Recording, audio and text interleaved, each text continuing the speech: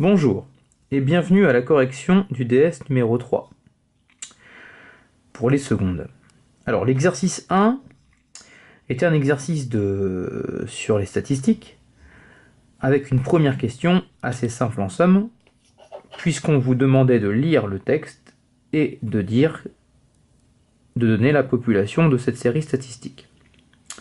Alors on lit que l'on effectue un sondage auprès de personnes en posant la question suivante: combien de fois allez-vous au cinéma par mois? Donc quelle est la population de cette série statistique? Pour répondre à cette question, on se pose la question suivante: sur qui on étudie? On étudie bien sur des personnes qui vont au cinéma, bien sûr, mais sur des personnes.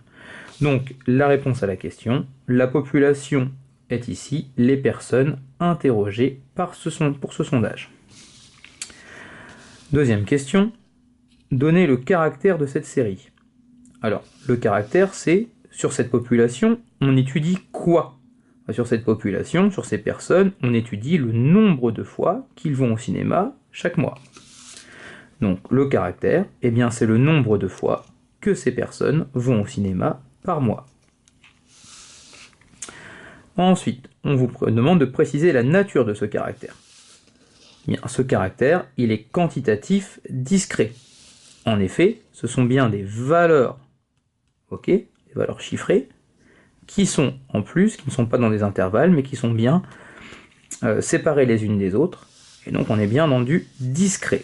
Donc c'est bien, ce caractère est quantitatif discret. Passons maintenant à la question suivante. Calculer la moyenne et faire une phrase pour présenter le résultat obtenu. Alors la moyenne, c'est bien évidemment le caractère fois l'effectif, plus le caractère fois l'effectif, plus le caractère fois l'effectif. Alors ici, 0 fois 45, on peut l'écrire ou non. Là, moi j'ai décidé dans la correction de tout vous écrire. Donc la moyenne, c'est 0 fois 45, plus 1 fois 70, plus 2 fois 36, ainsi de suite, divisé par le nombre, l'effectif total, donc c'est 200. Et en moyenne, on obtient 1,61.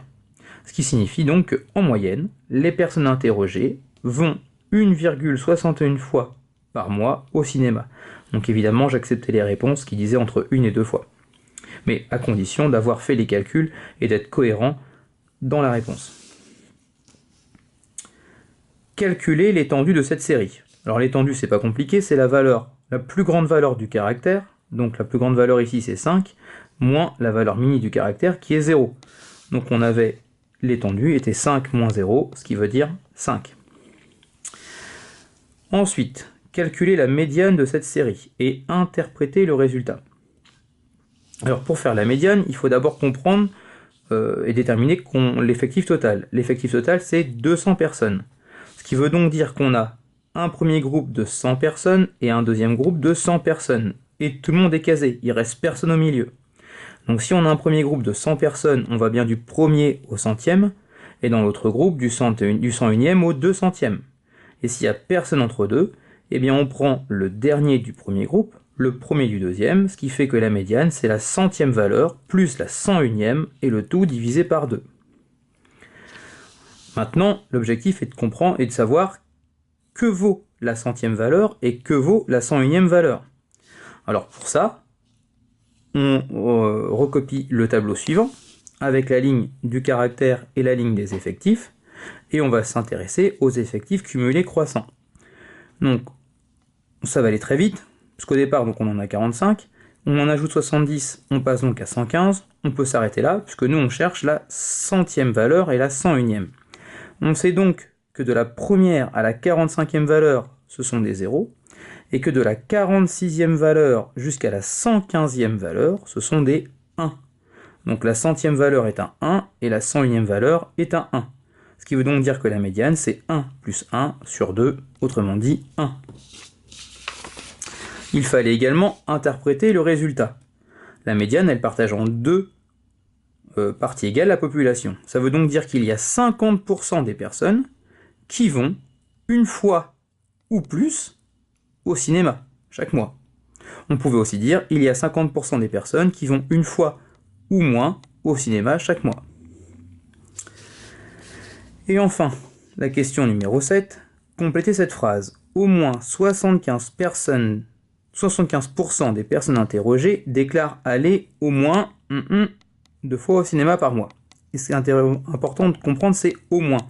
Ça veut dire qu'elles y vont un certain nombre de fois au cinéma, mais elles peuvent aller un peu plus que ce certain nombre. Donc on cherche les personnes, les 75% qui vont, à partir d'un nombre, on cherche les 75% des personnes qui vont soit ce nombre-là, 2 fois au cinéma, soit plus de fois que ce nombre-là au cinéma. Donc en fait, la frontière que l'on cherche n'est pas Q3, mais c'est Q1. Parce que lorsqu'on aura Q1, on aura bien 75% des personnes au moins qui iront plus de fois au cinéma que ce nombre, ou ce nombre de fois au cinéma. L'effectif total est de 200.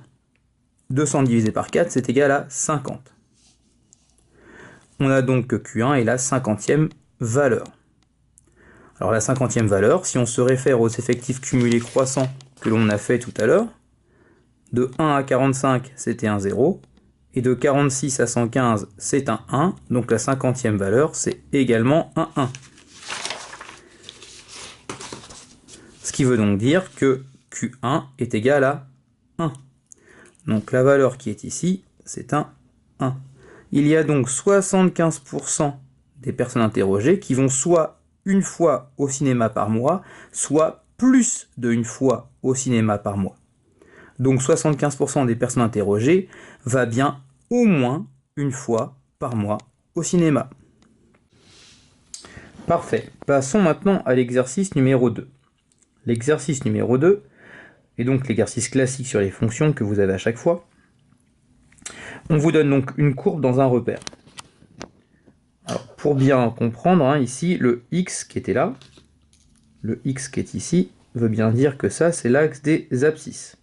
Et le y qui est ici veut bien dire que ça, c'est l'axe des ordonnées.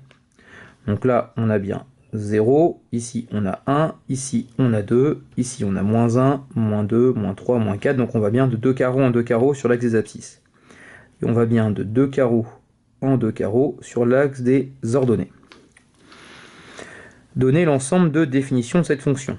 Alors là, ici on a bien un point, ce qui veut dire qu'on s'arrête, et là ici on est bien à moins 4,5.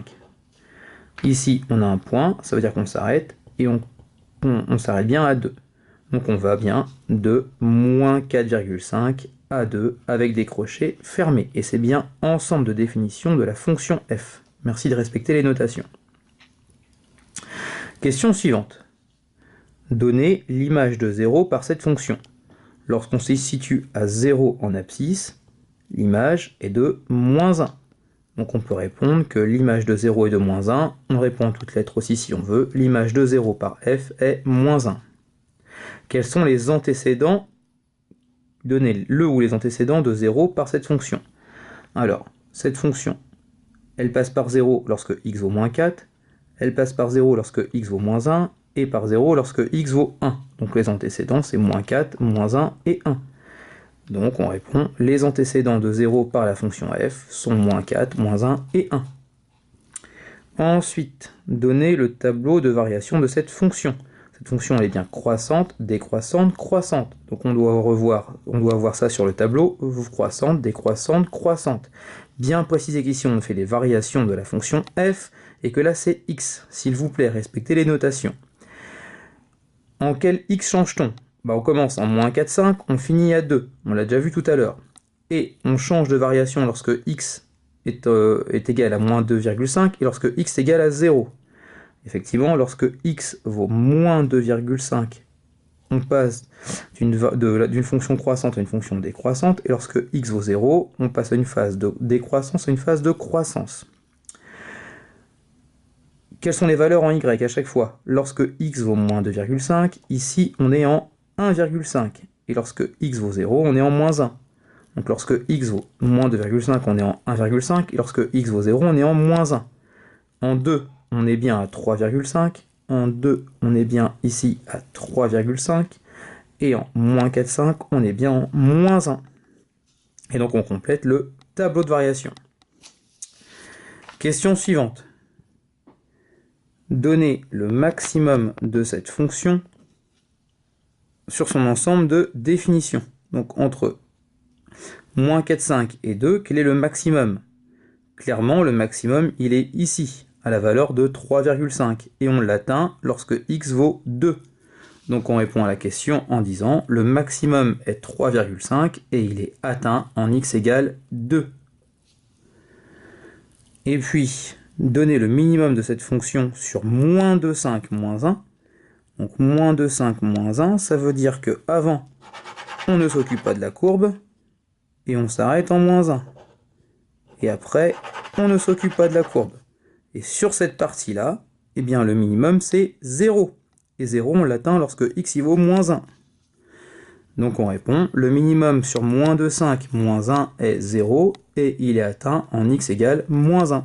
Et c'est fini. Passons enfin à l'exercice numéro 3. Donc l'exercice numéro 3 était un exercice de statistique également.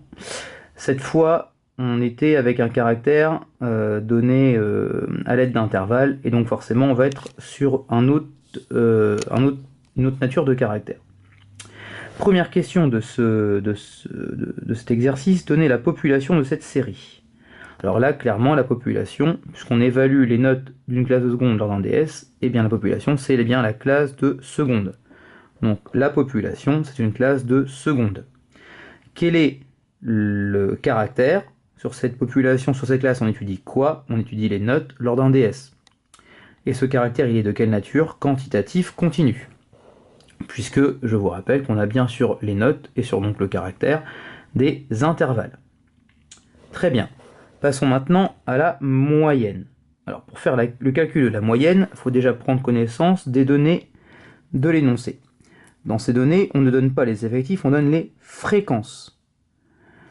Et comme on est en continu, il faut prendre le centre de chaque classe, donc entre 0 et 8, le centre c'est 4, et donc multiplier ce centre par la fréquence. Et comme on nous donne les fréquences, il est inutile de diviser par un effectif total, puisque c'est déjà inclus dans le calcul de la fréquence. On a donc comme formule 4 fois 0,24, 9 fois 0,02, ainsi de suite, ce qui nous donne comme formule 4 fois 0,24 plus 9 fois 0,02 plus 11 fois 0,1 plus 16 fois 0,64 est égal à 12,48. Et on conclut en disant que la moyenne de cette classe à ce DS est de 12,48. Ce que j'aurais aimé, bien sûr, pour la classe pour ce DS. Question 5. Complétez le message que va afficher cet algorithme. Alors si vous aviez suivi ce qu'on a fait en classe, avec en plus les précisions qui étaient données, eh bien l'algorithme va nous donner la valeur de h, et h correspond à la hauteur, d'accord, que l'on va fixer pour chaque classe dans l'histogramme. Donc c'est la hauteur de l'histogramme pour la classe est 2, et donc on donnera la valeur de h. Donc c'était bien la hauteur. Comment faire tourner un peu cet algorithme pour remplir la ligne qui était la ligne de la hauteur?